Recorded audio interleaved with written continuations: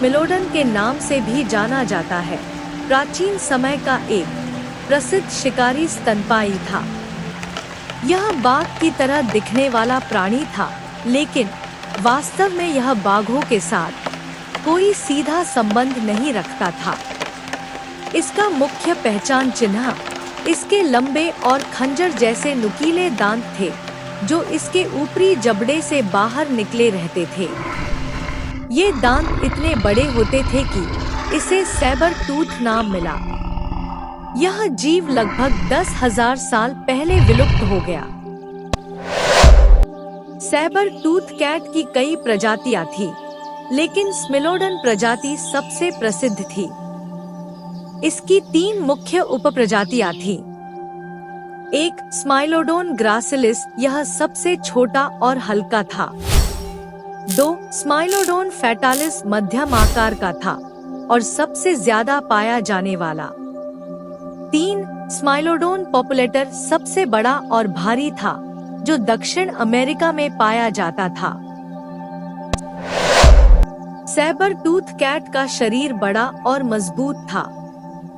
इसका वजन 160 से 280 किलोग्राम तक हो सकता था। इसके लंबे और घातक दांत इसे बेहद खतरनाक शिकारी बनाते थे। इसके सामने के पैर काफी मजबूत होते थे, जो शिकार को पकड़ने और गिराने के लिए उपयोग होते थे। इसके कंधे की मांसपेशियां बेहद विकसित होती थी, जो शिकार को पकड़ने के लिए उपयोगी थी। सैबर टूथ कैट की शिकार करने की तकनीक अद्वितीय थी। इसका मुख्य हथियार उसके नुकीले दांत थे, जिनका उपयोग यह शिकार के गले या गर्दन को काटने के लिए करता था।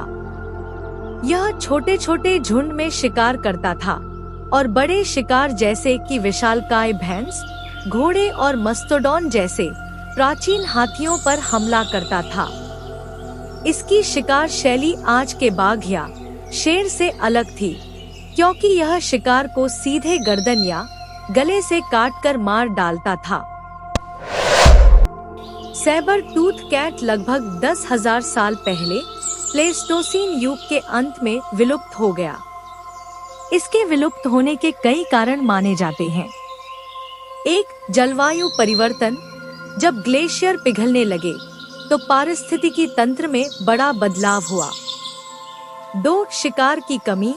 बड़े शिकार जानवरों की संख्या घटने लगी, जिससे सैबर टूथ कैट को भोजन की कमी का सामना करना पड़ा। 3 मानव हस्तक्षेप। प्राचीन मानवों द्वारा शिकार और क्षेत्रीय प्रतिस्पर्धा के कारण भी इसका अंत हुआ हो सकता है।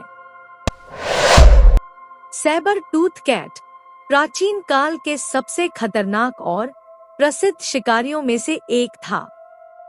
इसके नुकीले दांत और मजबूत शरीर इसे एक प्रभावी शिकारी बनाते थे, लेकिन बदलती परिस्थितियों ने इसे विलुप्ति की ओर धकेल दिया। यह जीव आज भी पुरातत्वविदों और वैज्ञानिकों के लिए अध्ययन और अनुसंधान का महत्वपूर्ण विषय है, जो हमें पृथ्वी के प्राचीन इतिहास और विलुप्त प्रजातियों के बारे में महत्वपूर्ण जानकारी प्रदान करता है।